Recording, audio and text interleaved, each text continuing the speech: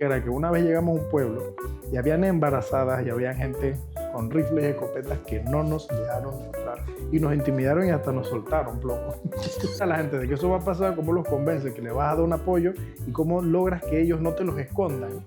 Porque esa era una cosa que pasaba muy particular en Dominicana. Para ellos el cerdo es como una mascota, pero saben que se lo van a comer. Entonces Claro. hay un componente emocional, producción. Y nuevamente estamos aquí en Red Brunch, el espacio donde hablamos de todo un poquito. Sobre todo lo que se habla en los pasillos, quirófanos y consultorios de una clínica veterinaria. Con ustedes, su fiel servidor, Artemio Castillo. Y hoy tenemos el agrado de tener aquí al doctor Carlos Moreno.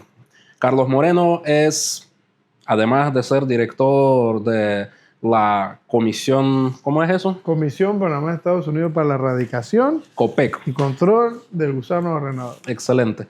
Y lo más importante, mi pasiero de la universidad. Gusto tenerte aquí, vamos. La máquina.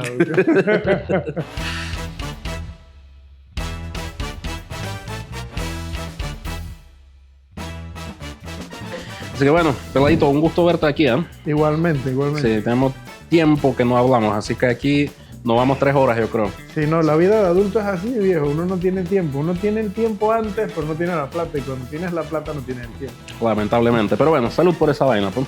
Así mismo es. Para los que no conocen a Carlos, como lo conozco yo, la historia de Carlos, más allá de todas las desgracias que hemos vivido, pero también hemos creado, un par de trastadas por ahí. Sí. Pero creo que la parte interesante de toda esa historia empieza en el último año de la Universidad de Carlos. Y es tan interesante que yo lo he usado de ejemplo para los estudiantes cuando estaba dando clases en la universidad. Porque Carlos, y con tu permiso, espero, señor Dale director, pa'lante. no... Dale para adelante. Así, mira, dale para adelante. A mí esa Bueno, vaina me preocupa. el punto es que era un clásico estudiante que no sabía qué iba a hacer con su vida después de graduarse. Como muchas personas cuando salen a la universidad y ni idea tienen lo que quieren hacer. Y yo me acuerdo, nos fuimos, era como una charla que nos dieron en el Ministerio de Salud o algo por el Salud estilo. Pública, era Salud Pública, sí. Que nos dieron una charla de acuicultura, de producción de camarones. Y yo estaba sentado al lado de ese pelado y estábamos echando cuentos y en general portándonos bastante mal. Hablando huevos, ¿no? Sí, como siempre. Pero en un momento dado, cuando empezaron a hablar de acuicultura, algo le hizo clic en la cabeza a ese ciudadano. Y cambió. O sea, a partir de ahí, este señor ahí desapareció del mapa. Y cuando nos dimos cuenta, como un año después, él estaba, ¿qué? En Surinam, creo que tú estabas. Cuando 2 años después estaba ya fuera del país. Ajá. Pero ahorita yo amplío sobre toda esa experiencia. Dale. Sí, porque era así como que chuzo, lo enganchó y un tema que realmente nadie en su vida iba a imaginar que iba a enganchar a alguien, y enganchó a este que era el menos indicado supuestamente para ese tipo de trabajos.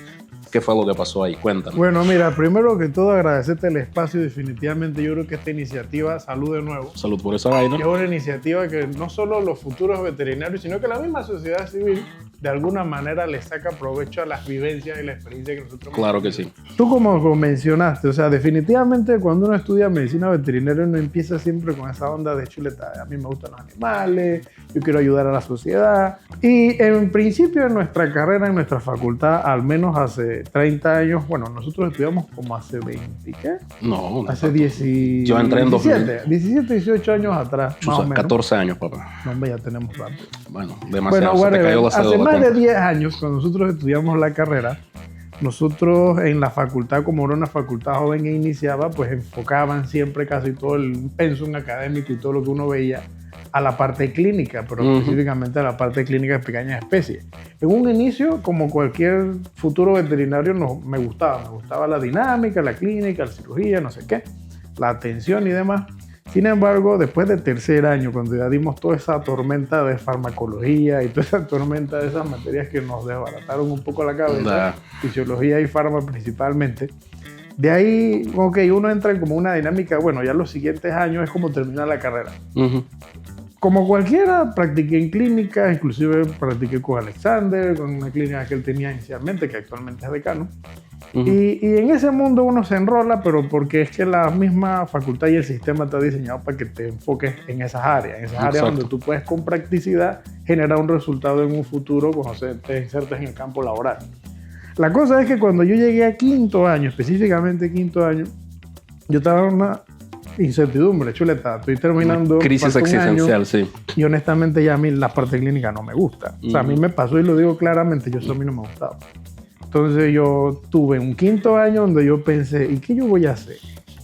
Si ya eso no me llena.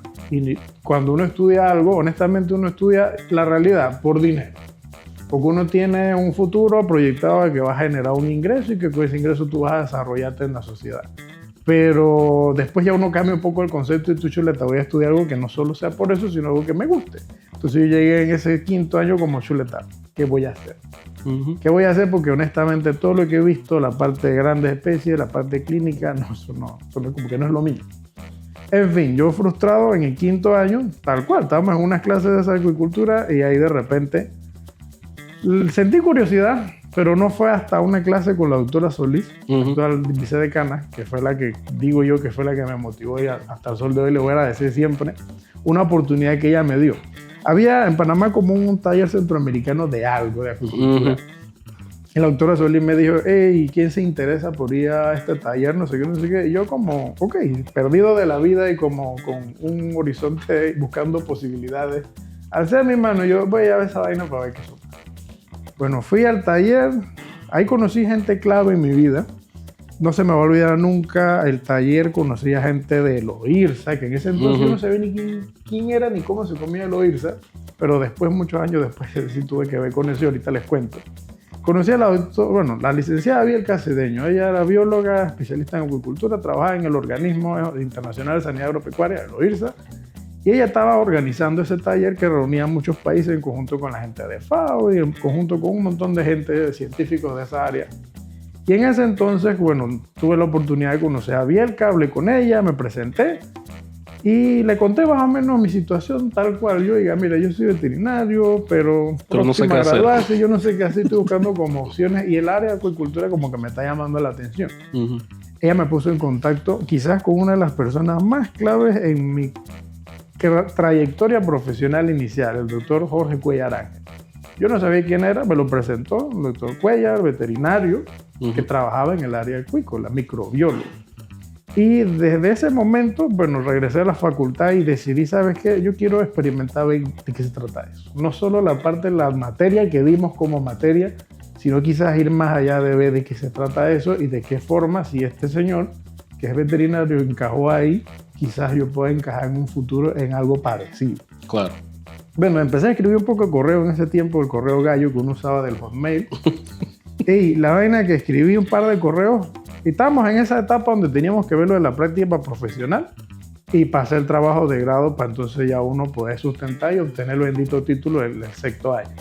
Bueno, por cosas tormentosas de la vida, porque yo nunca muy genio fui, o no fui ese individuo que tuvo buenas notas todo el tiempo, y tú lo sabes, porque mi cabeza funciona distinto. Oye, yo tuve la desafortuna, pero fortuna, de que tuve que repetir algunas materias de quinto. Sí, bueno, me acuerdo. Ahí yo tuve un delay, me separé del grupo de ustedes, pero esa oportunidad de delay me ayudó a mí a quizás abrir mi mente y a crear, como quien dice, mi propia ruta antes de haber empezado una ruta como profesional. Empecé a escribir las cosas de la acuicultura, le escribí al doctor Cuellar. Él me dijo, bueno, mira, nosotros estamos en Agua Dulce, tenemos una finca camaronera, nosotros podemos prestarte el espacio para que tú vengas y quizás hagas tu trabajo de graduación. Yo le dije, oiga, pero es que yo tengo un tema, yo tengo quizás un año entero que tengo que invertir en algo, porque me pasó una situación y yo necesito buscar, sacarle provecho a ese espacio y tiempo y desarrollar otras cosas. ¿Usted cree que yo me pueda ir para allá varios meses, quizás un año? Me dice, espérate, déjame averiguar, me consultó unas cosas acá en la administración y yo te hago. Pasaron como 2 semanas y me escribe el doctor Cuellar de vuelta y me dice, mira, salió una oportunidad con una empresa que se llama, no voy a poner el nombre, y ellos... Sí, ahí le ponen el pitito sí. de esta, ¿no? Entonces, ellos tienen una oportunidad para una pasantía donde te cubren tus gastos de alimentación y estadía y tú tendrías quizás venir conmigo ayudarme a hacer unos muestreos y plantear un método y desarrollar una metodología de unos ensayos que ellos tienen con unos productos que quieren evaluar. ¿Te interesa eso? Yo, como no, vamos para allá. Claro. Oye, yo tenía, ni me acuerdo qué edad, y yo, chuleta, me crié con mi mamá nada más y prácticamente siempre viví solo, pero nunca viví solo lejos de mi casa. Entonces, en ese momento yo, bueno, vámonos a lo que sea, lo que salga. Y un buen día agarré mis chécheres, ya con todo firmado, mis permisos y mis cuestiones, y llegué a Agua Dulce, que me fue a dejar mi mamá. Tuve una experiencia casi que de 8 meses seguidos donde pude no solo aprender de la parte del inicio de un ciclo de producción, en este caso desde la producción y reproducción de poslarvas de camarón, en diferentes puntos, porque la empresa tenía varios laboratorios y varios centros en todo el país, sino que al mismo tiempo pude conocer desde el inicio hasta que el producto estaba empaquetado y se exportaba. O sea, vi el ciclo completo y en ese inserto de ver la parte de producción me complementaron con la parte sanitaria. O sea, la parte de las enfermedades, la parte de los muestreos, la parte inclusive de reconocimiento de microalgas, porque en esos sistemas acuáticos, que empezó desde cero en mi cabeza, empecé a tener la necesidad de alimentarme de mucha información. Empecé a leer montones de libros de biología, de los temas de los intercambios de oxígeno, de los cuerpos de agua, de cómo esas poblaciones eran monitoreadas en un estanque de producción de un sistema controlado y que al final podría ser rentable y que generaría un ingreso con una proteína que pues era obviamente de alto valor en el mercado. Entonces ahí me formé no solo quizás como veterinario del área del diagnóstico de las enfermedades de camarón, sino que inclusive pude conocer mucho de lo que era la biología de los sistemas de acuicultura, de la parte de producción, y la producción no solo en concepto de los volúmenes y los procesos que involucran producción, desde la alimentación, los diferentes tipos de alimentos, la parte, por ejemplo, de lo que era la misma manualidad de los muestreos atarrayados. O sea, aprendí de producción y al mismo tiempo de la parte económica, que eso en las facultades no nos los enseñan. Entonces ahí empecé a entender cómo la ciencia de alguna manera se integra con la parte económica, la parte productiva, y de alguna manera ese balance de la ciencia con la economía y con la producción generan un resultado, y que quizás eso fue lo que yo nunca vi en la facultad en todos los años que nosotros estudiamos y practicamos y aprendíamos herramientas distintas para desarrollarnos en el campo laboral. Y quizás por eso yo nunca fui un estudiante muy brillante, porque es que a mí no me cerraba. Entonces en mi cerebro, todos los sistemas, cuando sí cierra un ciclo y se integra todo, entonces cuadra. Ahí, claro, es que tú ya comprendes, o sea, tú necesitas ver el panorama completo como es. Picture. Exacto. Entonces, bueno, ahí inicié, terminé haciendo 2 trabajos de investigación, no solo uno, terminé haciendo 2. Conocí a un montón de gente buena. Yo era un tipo muy introvertido, ¿tú te acuerdas que yo casi no hablaba con nadie? Entonces ahí empecé a socializar con gente, y empecé a socializar con gente de diferentes estratos y de diferentes niveles. Yo soy un tipo de familia humilde que viene de campo, pero empecé a conocer gente de diferentes niveles, con sus problemas, con sus realidades. Empecé a como a entender la parte del componente social integrado incluso a un sistema laboral en una empresa multinacional con múltiples rubros donde pues todo en un conjunto generaban rentabilidad. Y ahí a mí me cerró entonces todo. Entonces, desde muy pequeño, por decirlo así, entendí que no es solo ejercer como veterinario, sino que tienes que entender cómo son los componentes de la sociedad, cómo son los componentes que integran un balance financiero, y que al mismo tiempo ese conjunto de cosas te dan la oportunidad de seguir aprendiendo y creciendo, no solo de tu área veterinaria, sino que de alguna manera desbloqueé esa característica de poder aprender cualquier cosa. Entonces, dentro de mi práctica profesional, que hice pues los 2 trabajos de investigación, uno evaluando dietas y otro evaluando un aditivo en alimentos, para ver los rendimientos y ver si en este caso, la hemolinfa, que es esa sustancia que transporta oxígeno en el sistema circulatorio del camarón, aumentaba sus células, y eso podía de alguna manera tener una respuesta inmunológica positiva y buena en función de cómo el camarón se podía defender frente a los desafíos de enfermedades en los estanques. Entonces, integré esa parte de los 2 trabajos, aprendí un montón de la biología del camarón, toda su anatomía, toda su fisiología, y al mismo tiempo, pues de alguna manera, en ese entonces, con el doctor Jorge Cuellar Ángel, aprendí a ser quizás disciplinado, de una forma obligada, porque desde el día 1 me dio un montón de libros y me dijo, dale. desarrolla y cuando tienes preguntas, esa era la dinámica con él. Exactamente. Léete todo ese poco de cosas y después alguna vez a la semana siéntate conmigo y a ver dos cosas, tus preguntas y tus avances de tu redacción de tu tesis. Y así fue, empecé a tener la disciplina de entender cómo integrar conocimiento, cómo solventar las dudas con un profesional especializado del área y tener la disciplina de la constancia de escribir, documentar. Y eso es algo que quiero compartir quizás con todos los futuros colegas o la sociedad. O sea, no solo eres un técnico en el sentido de lo que haces de forma manual, sino que tienes que integrar también herramientas organizativas y herramientas quizás ejecutivas. Un veterinario históricamente, y eso tú lo sabes, se decía que el veterinario es el que menos escribe. Y el que en menos... esta vida es el que más tiene que escribir. Y el que menos matemática hace también. Sí, pero esa era la otra. Nosotros estudiamos esto porque supuestamente las matemáticas no nos gustaba y éramos malos. Y al final del día, las matemáticas son nuestro pan de cada día. Exactamente. Y en veterinario yo creo que en cualquiera de las especialidades. Sí, bueno, ahí de alguna manera completé ese ciclo, aproveché el año que perdí, porque mi mente se abrió. Y bueno, en ese momento el doctor César Sandoval, que el padre del cáncer, era mi tutor y él de alguna manera también fue un soporte y me apoyó en, ¿sabes qué? Eso que estás haciendo es una locura, pero dale para adelante. Suena bien. Suena bien. Sí. Bueno, terminé eso, escribí mi cuestión, le di muchas gracias y todavía hasta el sol de hoy le agradezco al doctor Cuellar, porque todavía tenemos relación, por darme la oportunidad y por tener quizás esa paciencia de escuchar mis preguntas buenas y malas y medio pendejas para de alguna manera yo pues crecer como profesional. Yo regresé a la facultad, hacer todo el rollo ese trámite, tú sabes, de lo que las revisiones de documentos, la impresión de cuestión. Bueno, fue el día de la sustentación y al final del día, cuando sustenté, pues creo que crees la idea, en toda práctica profesional o cuando tú haces ensayo, el que más debe saber es tú y no el jurado. Y en ese sentido, pues yo me sentí más que satisfecho de que pues, pude contestar todo más que bien y darle docencia a mis docentes sobre mi tema. Claro, yo me acuerdo de eso porque yo ya me había graduado y yo me regresé a la facultad. En esa sustentación yo estaba ahí. Sí, porque yo quería ver la locura que tú ibas a decir. Sí, porque yo todavía no entendía cómo era ese tema de acuicultura y qué es lo bonito de un camarón. Y digo, todavía aparte de lo bonito que se ve en un plato, pues todavía no lo entiendo mucho, pero sí me recuerdo muy bien que yo llegué para la sustentación de tu tesis y yo me quedé con la boca abierta toda la distancia, porque era impresionante. Primero, porque yo te conozco desde que entraste a la universidad y yo sé lo vago que era esa persona aquí. Y verlo transformado prácticamente en un profesional. Y tú bien lo has dicho, en tu sustentación, yo no me acuerdo si te hicieron preguntas del jurado, porque un par de cositas. Sí, pero realmente el jurado estaba que no entendía mucho, porque realmente, además de que no eran especialistas, tú les enseñaste que tú eras el que sabía ahí.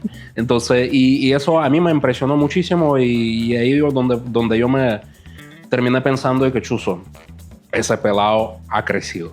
Entonces, así que sí, de verdad es que yo me acuerdo eso y como te dije, siempre lo ponía de ejemplo a los estudiantes porque siempre preguntan, ¿y qué, sabes, qué hago? ¿Qué me recomiendan? No sé qué. Yo, mira, ves a este ahí que está saliendo en la tele. Bueno, ese era el más vago del salón y míralo dónde está.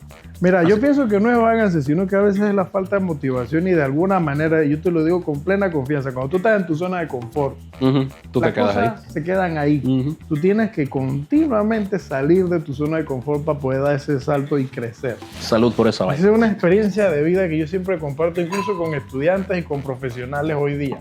Ey, el asunto es que después de que yo sustenté, yo no me acuerdo si yo te eché ese cuento, 2 días después yo estaba en mi casa dando vueltas en mi cuarto y yo, chuleta, ¿qué hago? Necesito generar dinero y yo no puedo esperar 8 meses, que supuestamente era en ese tiempo que había que esperar para que te dieran el diploma y que tú pudieras meter el proceso para poder tener la idoneidad para entonces después disque trabajar.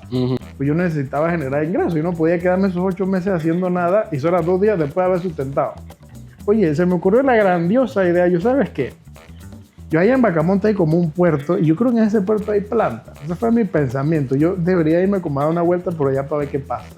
Inventé un currículum ahí medio brujón, porque no tenía ni experiencia. Imprimí mi papel. Llegó el bus, me monté.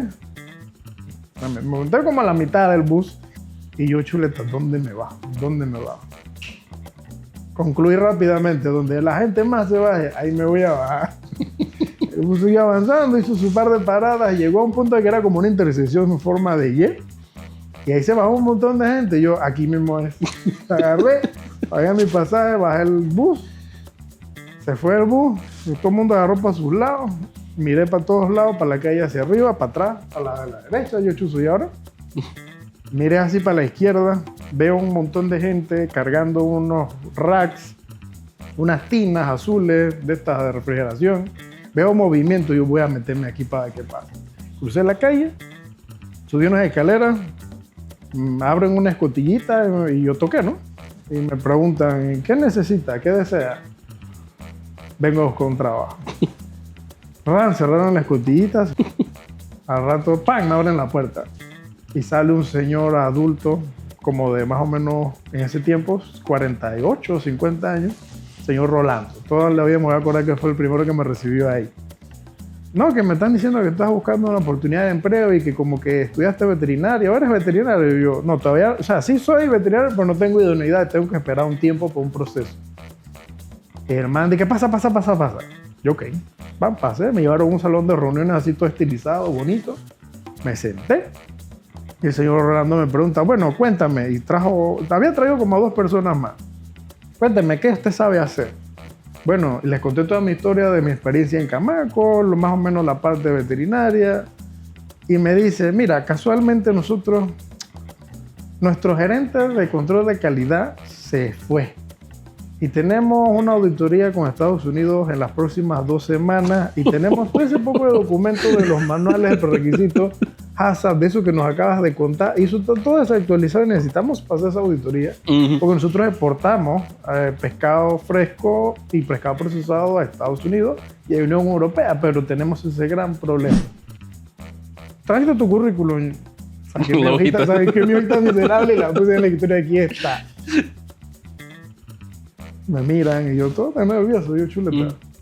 Y me dicen, mira, tú no te has graduado, pero te podemos ofrecer algo mientras tú sacas tu unidad, pero ¿tú crees que no puedes resolver esto? Venga. Yo creo. O sea, si usted me da la oportunidad, yo lo que hago. Oye, empecé en ese mundo, me fui para una oficina inmensa, llena de un montón de archiveros y papeles, a entender el rompecabezas de ellos.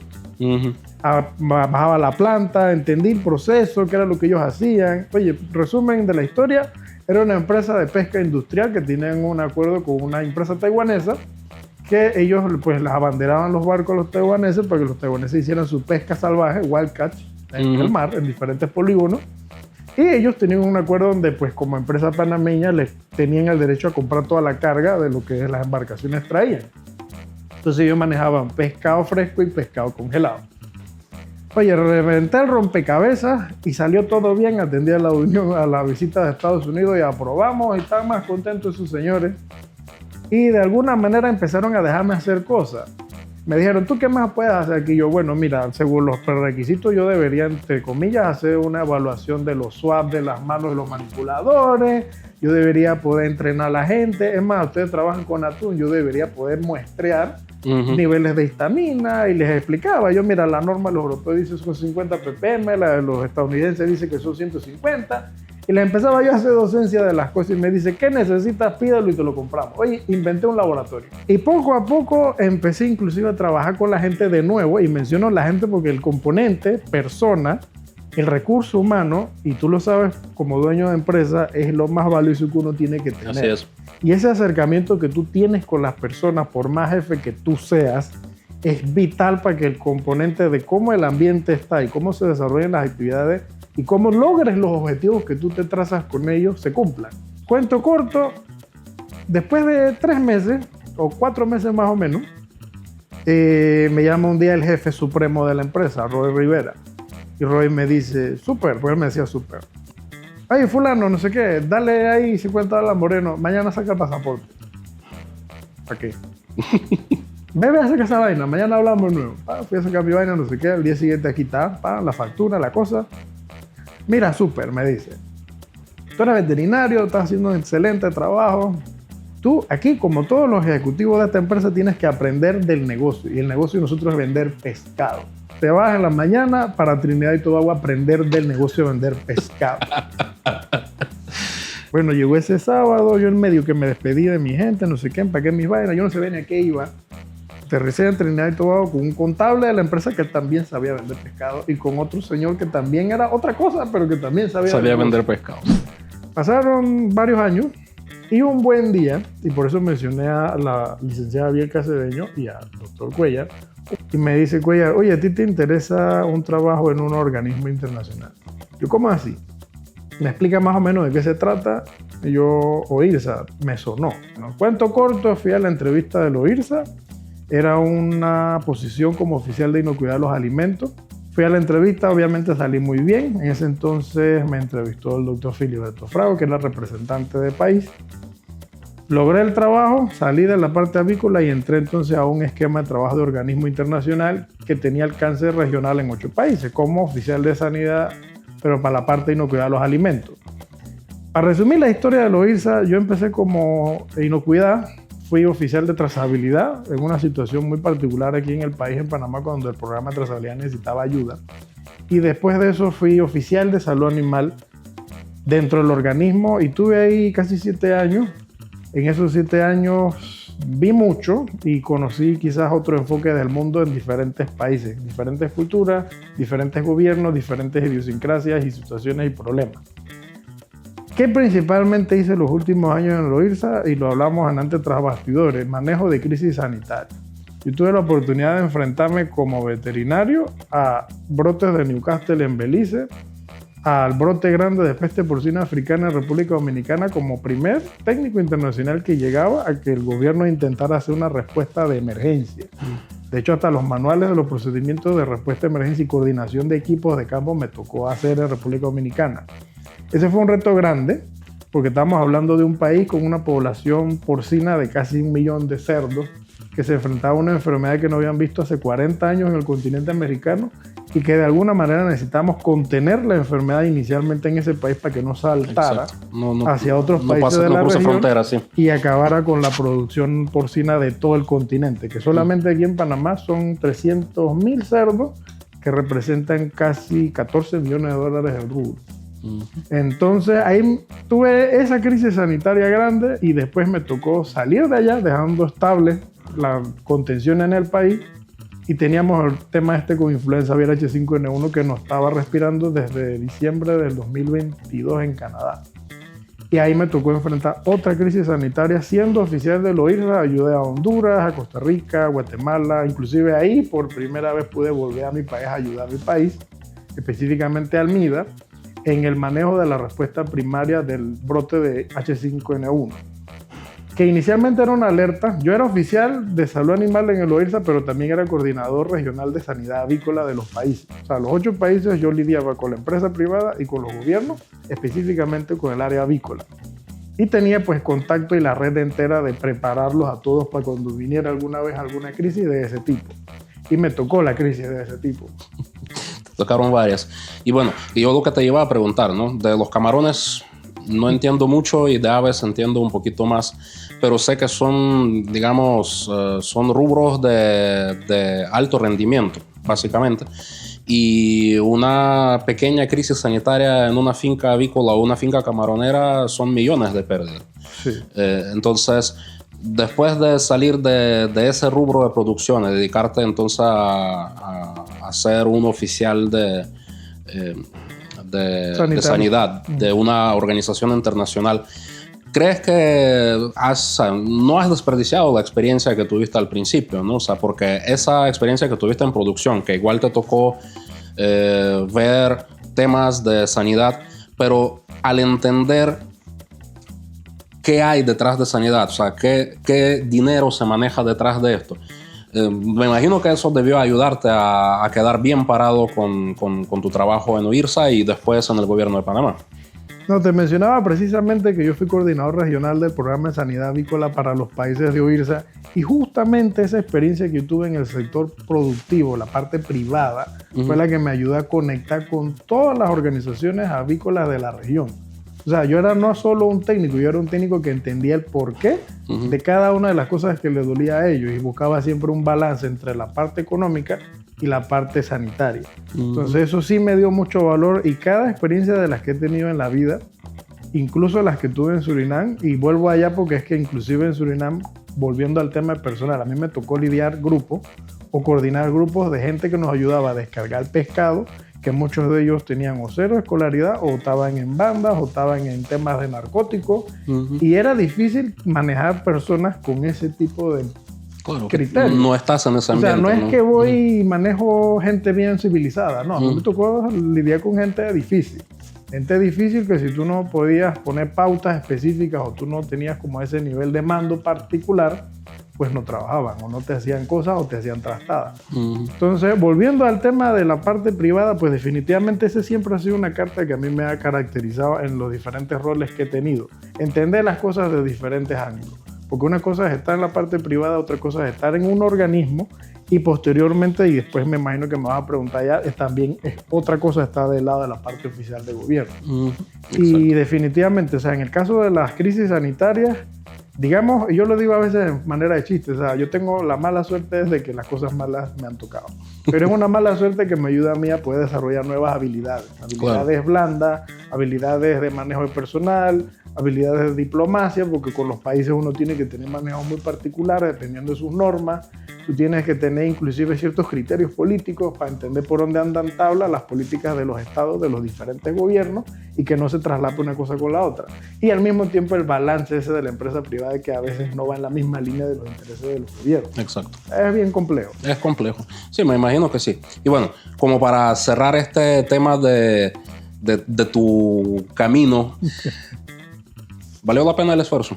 Mira, desde veterinario inicial, yo honestamente nunca tuve como una aspiración de nada y tú que me conoces lo sabes. O sea, yo nunca dije que quería ser ni director de algo, ni jefe de nada. Yo simplemente, en el tiempo, cuando la gente me preguntaba, ¿sabes que es una pregunta clásica que te hacen en la calle? No, que tú eres veterinario. Ah, cierto, tú eres veterinario. ¿Y qué es lo que te gusta de la veterinaria? Es una pregunta que siempre no le hacen. Inclusive los niños en la escuela te preguntan, ¿por qué eres veterinario? ¿Qué es lo que te gusta? ¿Qué es lo que tú haces como veterinario? Esa es quizás la pregunta más fuerte. ¿Qué haces como veterinario? Exacto. Entonces yo diseñé una respuesta muy práctica. Yo soy alguien que resuelve problemas. Y definitivamente resolver problemas, Artemio, para mí vale la pena en el sentido que ya me da un propósito. Porque al tener un propósito que es ayudar o a un país o a un gobierno o a un rubro o a un sistema, ese propósito para mí, a nivel de persona, traduce en que mucha gente va a tener un beneficio. Y para mí como profesional, el beneficio más grande que yo tengo es ver las caras de las personas con satisfacción. Para mí, más que el dinero, es tener ese contraste de cómo estaba y cómo está ahora. Vale. Entonces, después de oírse, ese gerente de crisis terminó en el gobierno de Panamá. ¿Cómo fue esa transición de un organismo internacional a regresar a tu país a echar el machete ahora en casa? Mira, definitivamente en el OIRSA yo ayudé a muchos países. Definitivamente el país donde menos estaba era en el mío. Pero yo siempre tenía quizás esa picazón de quiero hacer más por mi propio país, pero las situaciones no me daban y los tiempos no me daban. Bueno, cuando se dio el brote de peste porcina africana que te comenté en Dominicana, ahí también tuve ciertas situaciones complejas y lo pongo como una anécdota de veterinario. O sea, independientemente, porque he escuchado tus podcasts y he visto gente que han encañonado, gente que han querido hacerle daño. A nosotros en campo, en respuesta sanitaria, nos pasa igual. Te pongo un escenario de algo que nos sucedió en Dominicana. Teníamos que hacer despoblaciones de granjas de cerdo en algunos pueblos. Entonces hay pueblos que no son tan sanos como otros. Y llegó momentos donde íbamos a despoblar los cerdos, que luego se les iban a indemnizar. Pero ¿cómo tú le explicas eso a las personas? O sea, que ese manejo, esa manera de cómo tú abordas a las personas, inclusive nos llegó a pasar de que habían pueblos donde no nos dejaban entrar. Claro, es que no todo es plata, como tú mismo lo dijiste, ¿no? Porque es emocional. El valor emocional de que tú tienes tu piara de cerdos, que tú lo estás criando, porque tú sabes que tú los levantaste y de repente viene un huevón que ni siquiera es tu vecino, porque vienen de otro país y decir, sabe que todo eso se va. ¿Cómo tú manejas ¿Cómo eso? tú lo haces entender eso? Y en el caso de la peste porcina africana, que no es un tema de zoonosis, es un tema de una enfermedad que genera un problema en el animal nada más. No hay una zoonosis, pero esa afectación cuando la enfermedad llega al cerdo, eso es fulminante, o sea, se va a morir igual. Entonces, ¿cómo tú le convences a la gente de que eso va a pasar? ¿Cómo los convences que le vas a dar un apoyo? ¿Y cómo logras que ellos no te los escondan? Porque esa era una cosa que pasaba muy particular en Dominicana. Para ellos el cerdo es como una mascota, pero saben que se lo van a comer. Entonces hay un componente emocional, producción. Entonces, en el sentido de lo que te quería comentar de la parte anecdótica, era que una vez llegamos a un pueblo y habían embarazadas y había gente con rifles y escopetas que no nos dejaron entrar y nos intimidaron y hasta nos soltaron plomo. Entonces, estuviste esquivando balas. Como veterinario a uno le toca pasar de todo en diferentes áreas. O sea, no crean que solo en clínica, en el campo, en diferentes áreas a uno le pasa. O que de repente te llega alguien de poder o de influencia de mucho dinero y quiere que tú cometas una falta. Entonces tú tienes que tener un criterio ético muy fuerte para decir, ¿sabe qué? No. Porque primero es mi manera de ser profesional y lo que yo estoy tratando de salvaguardar. Entonces, cuando estuve en ese periodo de la Dirección de Salud Animal, también tuvo un brote de encefalitis equina en Darién, hubo hasta muertos en gente ahí con el trabajo en conjunto con MINSA. Chévere, pues a mí me gusta trabajar en equipo. Se logró subsanar eso, logré tener la oportunidad de darle a la Dirección de Salud Animal quizás una óptica distinta, herramientas con gestión, porque ahí cuando ya tienes una dirección, ya no eres el veterinario de campo, sino que tienes que hacer una gestión administrativa, una gestión de procedimientos, normas, tienes que cumplir una planificación, tienes que cumplir una programación, tienes que gestionar proyectos, tienes que delegar funciones y construir un equipo. Pude poner en práctica muchas habilidades que tuve construyendo por años en un equipo macro. Le doy las gracias al equipo que me tuvo la paciencia y mucho el acompañamiento que se logró para no solo subsanar el tema de influenza, no solo subsanar el tema de encefalitis, sino que ordenar el sistema y hacer quizás modificaciones de unas normas que quizás necesitaban ser modificadas en ese periodo en el país.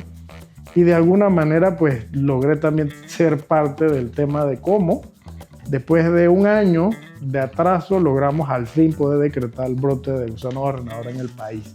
Un brote que tiene un año de atraso, que no voy a entrar en detalle quién tuvo o no la culpa en el sentido de por qué no lo dijeron antes. Yo lo dije porque cuando tuve la responsabilidad era mi responsabilidad hacerlo. Claro. Lo hice para ver si respondíamos y lo logramos contener, pero quizás ya era un poco tarde, se hicieron todos los esfuerzos. Pero yo utilicé ese concepto de esa crisis para motivar al equipo y darles un propósito, darles una razón de ser y que abrieran su mente a debemos volver a ser veterinarios de campo, por el productor y por el productor. Así es. Ahora que mencionas lo de gusano barrenador, bueno, yo en particular soy de pensar que veterinarios no somos jueces y ese tema de buscar el culpable no nos corresponde, no. Simplemente. Pero sí ha sido fuerte, o sea, ha sido fuerte, eso trascendió fronteras y entiendo que a ti te pusieron en ese cargo, como tú acabas de decirlo, cuando ya la sopa estaba hecha. Entonces ahí te tocó resolver eso de la mejor forma. Pero lo que te quería preguntar, ¿eso ya lleva qué? 2 años? Casi 3. Casi 3 años en el proceso. ¿En qué estamos ahora? Tuve otra vez un llamado de la administración esta y me ofrecieron la oportunidad de volver a servir al país. Puse mis términos, mis condiciones, fueron aceptadas y ok, bajo esos términos y condiciones vamos a darle. Pero específicamente yo quiero el problema más grande que hay, quiero ese. Sí, era un problema bien grande. Porque de alguna manera se puede decir que soy adicto a los problemas. O sea, si yo tengo un reto y tengo algo que es complicado, me emociona, me entretiene y me da pasión de hacer cosas. Entonces yo regresé de vuelta a Panamá. Primero entendí que era un programa binacional, o sea, no era solo Panamá, sino teníamos el componente de Estados Unidos, y eso reconfiguraba todo, porque no era solo un organismo como tal, sino que era un organismo híbrido mixto entre el Ministerio de Agricultura panameño y el Ministerio de Agricultura de Estados Unidos, en una situación de crisis donde la moral de todo el equipo estaba por el suelo, porque habían fallado. Exitosamente el programa tuvo la contención de la plaga en Darién por 16 años, pero desafortunadamente se perdió. Condiciones como el cambio climático, el movimiento de animales sin control por los sistemas de los puestos sanitarios del país, quizás un sistema de productores que pues de alguna manera agarró mucho chance, no agarraron conciencia o no se preocupaban porque pensaban que venía magia. O se relajaron simplemente porque ya tenían tanto tiempo de no tener ningún problema. Y se olvidó. Los productores olvidaron la plaga, los técnicos no conocen la plaga, muchos de ellos hoy la están conociendo. los sistemas la misma ganadería del país cambió. O sea, la ganadería de hoy día no es la misma ganadería de hace 20 años.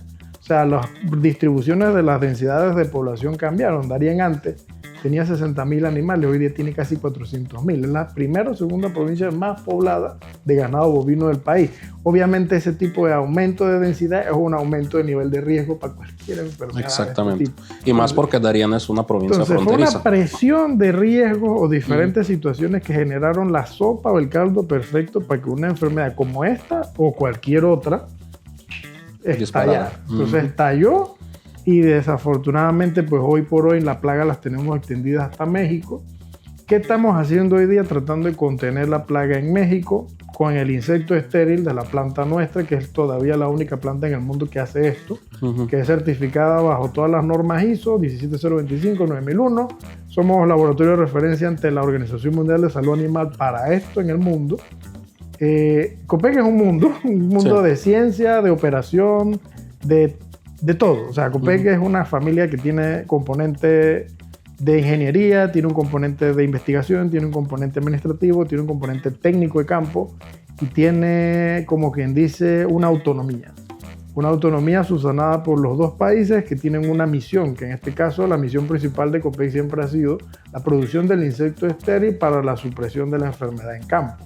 Pero por 16 años la planta produjo 20 a 22 millones de insectos estériles por semana, la cual hoy por hoy tenemos a más de su máxima capacidad. Hoy por hoy producimos 100 millones de insectos estériles por semana. La planta nunca se preparó para eso, tuvimos que, como quien dice, conectar todos los cables de allá para allá para aumentar la producción, logísticamente buscar más insumos, contratar gente nueva, entrenar gente nueva, reestructurar todo lo que era la infraestructura de la planta, no solo en planta, sino en campo, vehículos. O sea, había un programa desfasado por muchos años que tuvimos que, como quien dice, meterle una inyección de adrenalina directamente al corazón. Para revivirlo. Para revivirlo. Exactamente. Y volver a ganar la confianza en el productor y en el campo y en la gente, que a pesar de que hubiera una situación tan dramática de crisis, pudieran volver a confiar en que el trabajo que está haciendo Copec es en función de poder de nuevo devolver el estatus en los siguientes años para que la ganadería tenga el beneficio que hoy por hoy conocen, que no sabía que tenían, pero que lamentablemente ya no tienen. Exacto. Sí. Háblame un poquito más del tema técnico, porque yo recuerdo cuando empezó el brote hace casi 3 años, la gente se ponía a ver el flight radar y empezaban a ver un poco de aviones que estaban dando vueltas sobre una provincia en Panamá y tú veías que estaban haciendo como muchos movimientos extraños y la gente sacaron cuanta teoría de conspiración porque decía que encima que el avión era de Estados Unidos o del ejército de Estados Unidos y decían que estaban matando a la gente con un nuevo coronavirus, cuanta cosa.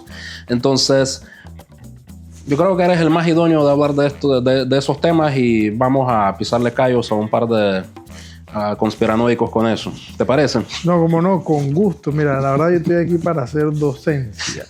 Mira, definitivamente vamos a empezar por la técnica del insecto estéril. La técnica del insecto estéril es algo que se desarrolló en la década de los años 50 por Robert Niplin, un estadounidense que era entomólogo y que se dio cuenta que la Cucleomion minivorax, la gusano barrenador, la hembra tenía la capacidad solamente de dejarse montar por el macho una sola vez.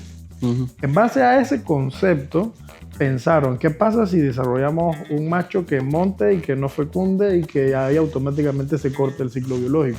Y efectivamente ese fue el resultado. Después, en los años 58 más o menos, empezando el 60, con irradiación gamma, en este caso utilizaron varios tipos de irradiación gamma, lograron desarrollar los insectos estériles.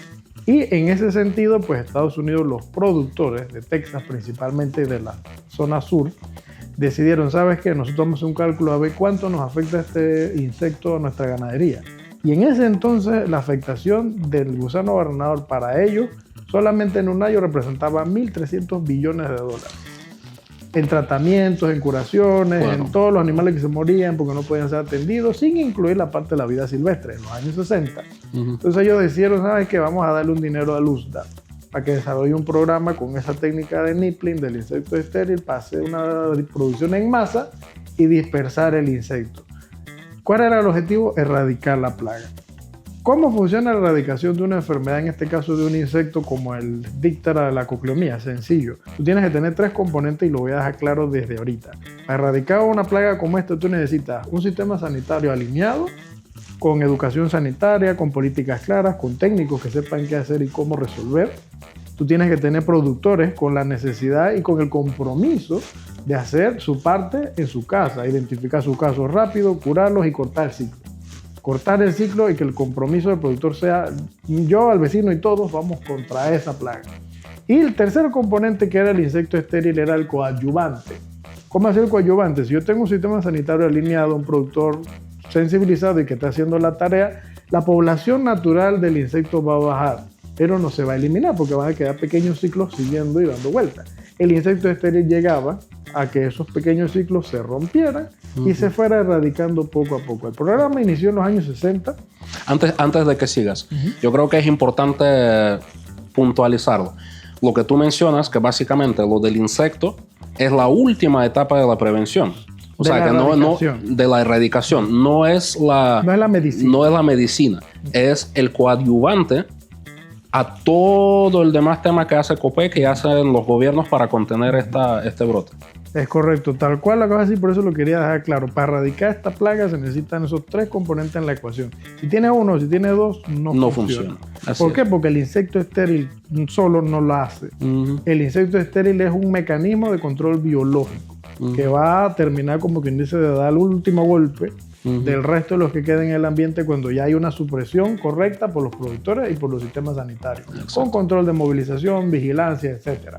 Escuchan los conspiranoicos, ¿sí? Porque eso funciona para todas las pandemias, todas las epidemias. En muchos sentidos. En muchos sentidos, porque el proceso de manejo epidemiológico es casi muy similar a lo que estamos hablando aquí, solo aquí tenemos un ejemplo concreto de un especialista que sabe lo que está hablando. Escuchen conspiranoicos, apunten.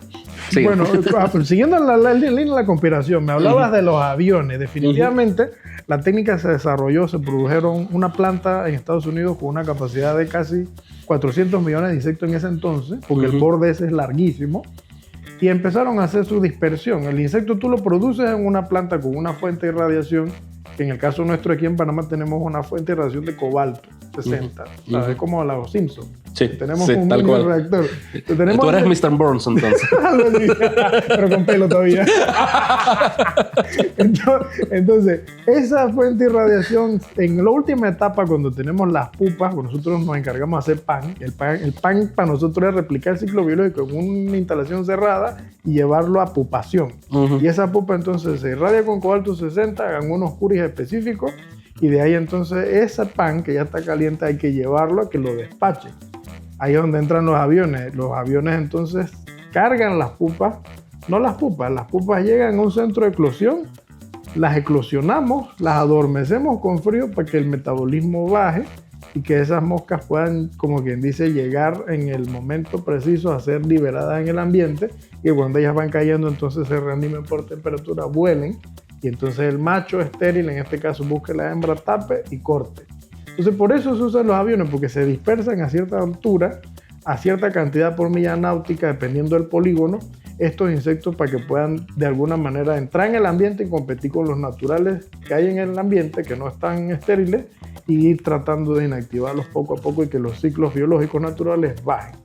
Por eso los aviones. Entonces esos aviones definitivamente son parte del proceso de lo que hacemos en COPEC. Hoy por hoy, nosotros nada más en número, antes volaban en Panamá, cuando teníamos la barrera de contención andarían no más de 8 vuelos semanales, porque se producían solo 20 millones.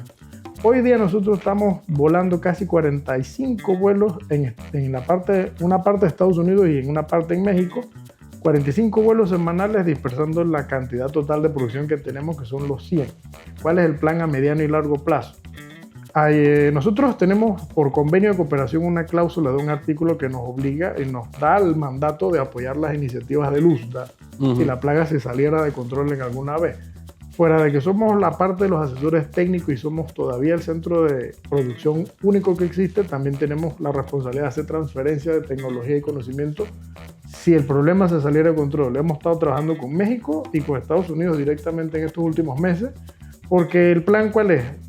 habilitar una producción en una planta en México que en teoría debería empezar a producir en junio, julio de este año, una cantidad igual a la de Panamá, otros 100 millones más, y en los siguientes 2 años habilitar una planta de producción que empezó a construirse en Texas, que va a tener una capacidad de 300 millones de insectos más, tratando de igualar la cantidad de insectos estériles que existía en el inicio de la erradicación. Para entonces, después de esos 3-4 años, intentar pegarle con todo en unos polígonos más completos y con unas densidades de dispersión mucho más altas y tratar de bajarlo. Entonces estamos en ese periodo de tiempo donde estamos conteniendo el avance de la enfermedad, mientras al mismo tiempo se hace educación sanitaria, entrenamiento y preparación de la transferencia de conocimiento con todos los países de la región. Y específicamente, pues ahorita como nuestros socios principales de Estados Unidos nos toca y hemos estado entrenando personal del Veterinary Service del USDA en las últimas 3-4 semanas.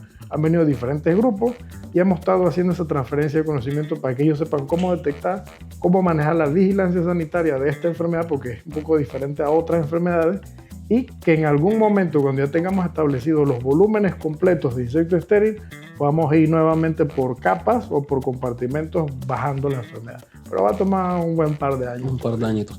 Como para que tengan la idea, la gravedad del problema, más o menos, ¿cuánta pérdida a la ganadería panameña le representa el gusano barrenador durante este brote? Mira, te lo voy a poner en números entendibles para la población en general y la audiencia. Si antes una libra a un productor le costaba $1 hacerla, un número hipotético, agrégale hoy 30-40 centavos más. 30-40% en que pura representa pérdida. Manejo, porque tienes que tener más gente revisando animal, que representa tratamiento, porque ahora hay que volver a los protocolos farmacológicos de prevención y de curación. Obviamente curar sale más caro que prevenir. Ya la gente aquí lo entendió en Panamá, afortunadamente, y es algo que le agradecemos a los productores locales, que ya entendimos que tenemos que hacer algo. El problema sí son más grandes por la falta de acción, pero cuando entendimos todos que había que tomar una acción, logramos de alguna manera tener ese balance requerido para por lo menos aguantar mientras volvemos a erradicar. Exacto. Pero todos esos costos van asociados a manejo y a tratamientos farmacológicos principalmente. Claro. Y eso tú lo ves inclusive en clínica. No, totalmente. Sí, no, de hecho, hace 2-3 años, por primera vez empezamos a recibir casos de gusano barrenador en perros y he visto también en humanos. Sí, mira, el grado de letalidad de la enfermedad no es como otras. O sea, yo he lidiado enfermedades que son mortalidad altísima. Influenza aviar, H5N1, el índice de mortalidad es de arriba del 90% y en el caso de la peste porcina africana casi el 100%.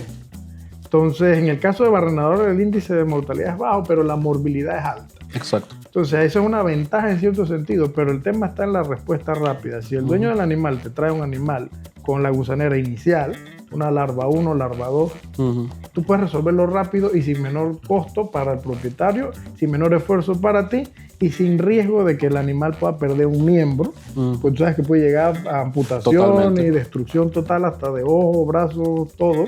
En el caso de bovinos, hasta la parte reproductiva de alta genética se puede afectar y eso es dinero. Pero la intención es esa, que los propietarios hagan un reporte rápido a cualquiera de las redes sociales de Copec América, y ustedes encuentran información de teléfono. Ahora lo ponemos demás, aquí abajo, sí. Para que ustedes puedan reportar o tener una guía o una referencia de qué hacer. Nosotros en el nivel de Copec trabajamos con las clínicas como sensores. Nosotros les llamamos sensores a los establecimientos pecuarios y clínicas porque sabemos que ahí pues obviamente va a haber muestras.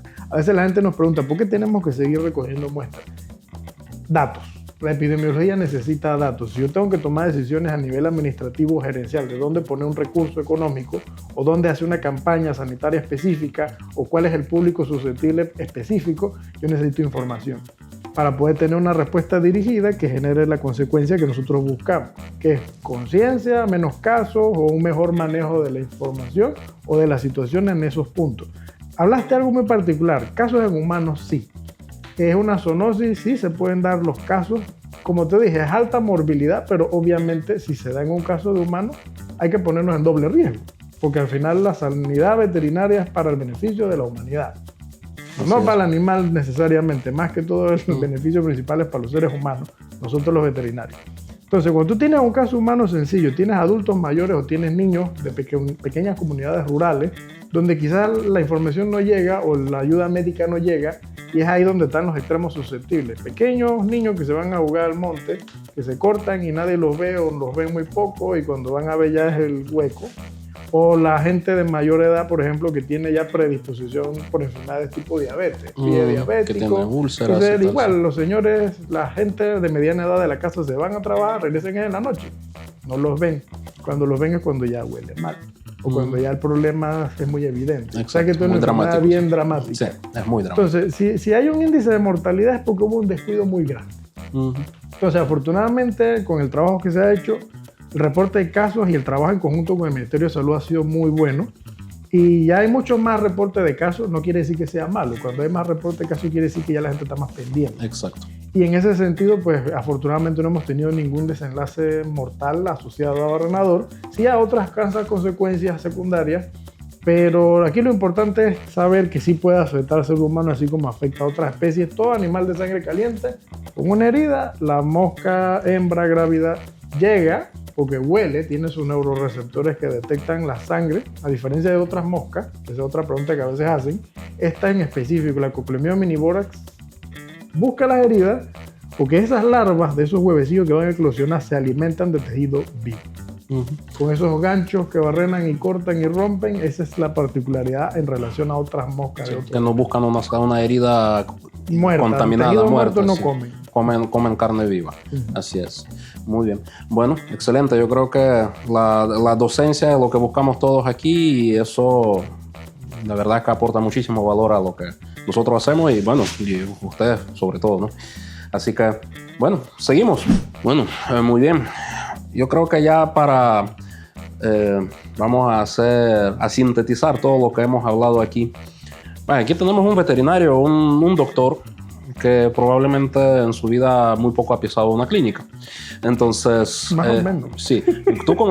Empezamos por ahí. Sí, todos pasamos por ahí, pero no es a lo que tú estás dedicando ahora mismo. No te dedicas a la clínica, te dedicas a número y política. Gestión. Política, diplomacia y de alguna manera estrategia. Y a resolver problemas.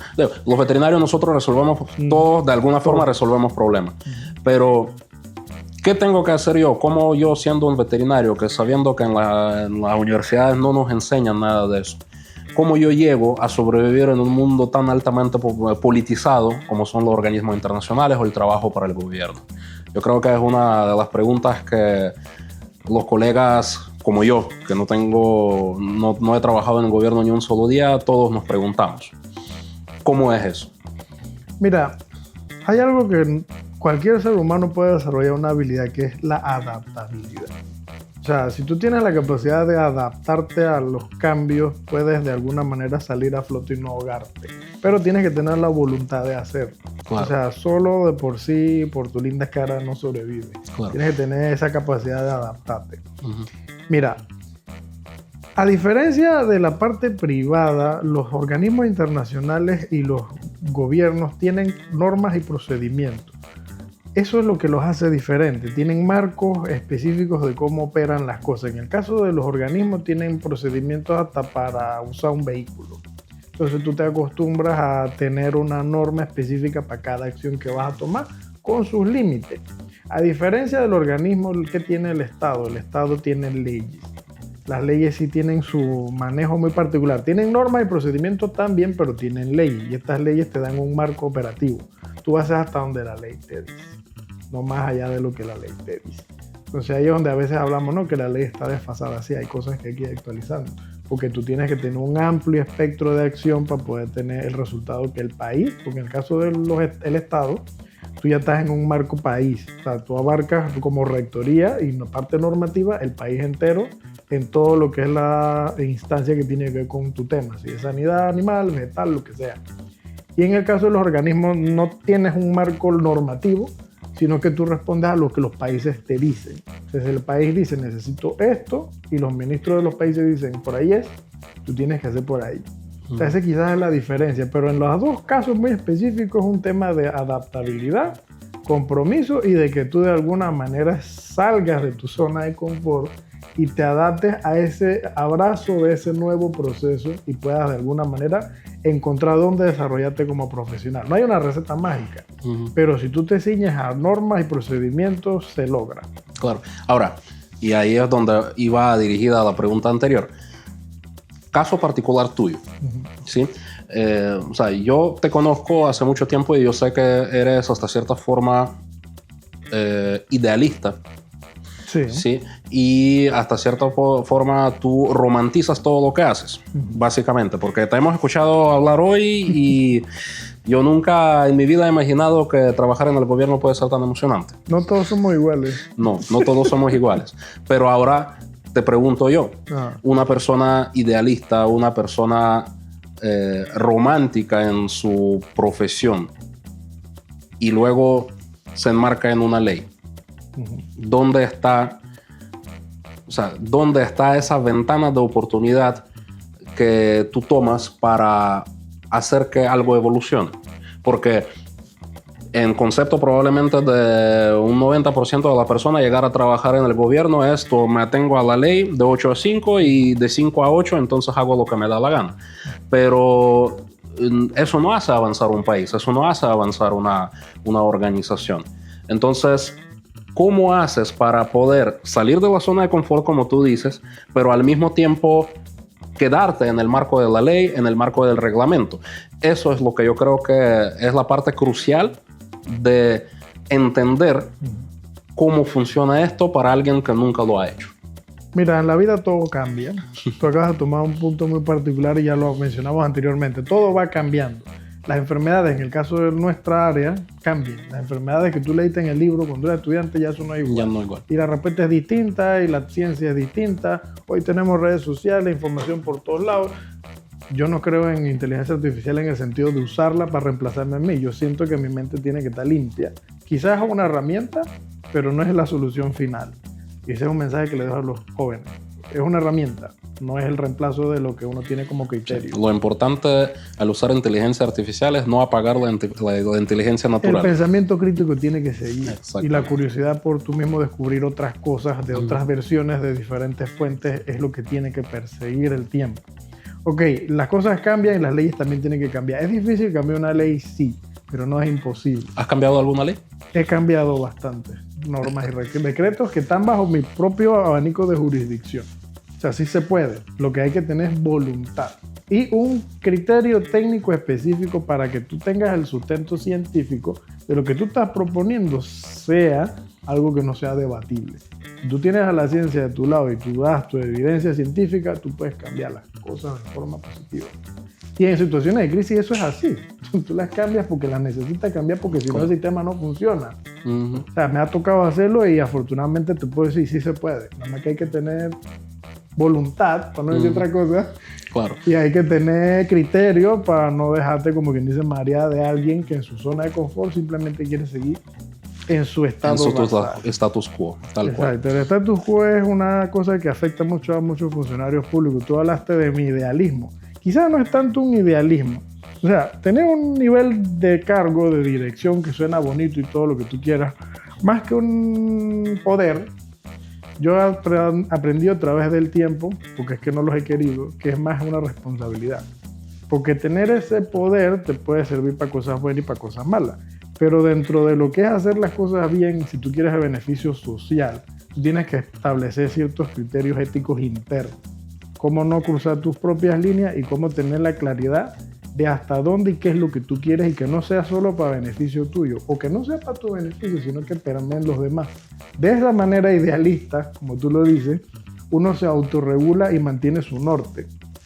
¿Para qué? Para que el resultado que tú buscas, que no es ni reconocimiento ni dinero, sino el beneficio, que tenga una forma balanceada. Claro. Y algo importante, mencionaste la gente con su status quo, funcionarios, etcétera, de edades distintas. Tú tienes que ser no solo jefe, tienes que ser líder. Y en ese liderazgo tú tienes que buscar que las personas de alguna manera generen sentido de pertenencia, sentido de responsabilidad y que entiendan que lo que hacen tiene una finalidad. Que lo que hacen no es una mecánica, que lo que hacen tiene una variabilidad y que lo que hacen hoy de una forma no necesariamente lo van a hacer mañana igual. Tú tienes que también tener ese componente de ayudar a construir un equipo y que ese equipo crezca, porque a la medida que el equipo crece es más fácil para todos. Claro. Y bueno, un poquito enfocado al gremio veterinario específicamente en general. ¿Crees que le falta liderazgo aquí en Panamá? Vamos a hablar del país. ¿Le falta liderazgo? ¿Qué le falta al gremio para que nosotros podamos ocupar el lugar que merecemos? Mira, no se trata de tener cabezas, jefes, presidentes, como quieras llamar. No se trata de tener eso. Se trata de tener gente que quiera hacer la diferencia, gente sana, no corrompible, y lo digo tal cual, y gente que de alguna manera no solo pretenda o busque figurar en algo o tener un beneficio personal. Tú necesitas gente que sean personas de cambio, la teoría del cambio. Necesitas gente que rompe paradigmas o rompa paradigmas, cambie las cosas en positivo o mantenga las buenas, pues las buenas, algunas viejas también son buenas, y que quiera realmente hacer el trabajo, que eso es lo difícil, no es sentarte solo en una silla. Hacer el trabajo es la parte difícil y es el que usualmente la gente no quiere hacer. O sea, al gremio le faltan bastantes liderazgos en diferentes áreas, porque a través del tiempo, y tú lo sabes, se ha perdido quizás esa presencia del médico veterinario como un ente de alto rendimiento profesional ejecutivo, sino que lamentablemente muchos años han pasado y algunas áreas de nuestro rubro no se han tenido esas figuras de soporte que sean soportes respetables, que el trabajo de ellos de alguna manera genere en la sociedad ese sentimiento de admiración. Yo lo veo así.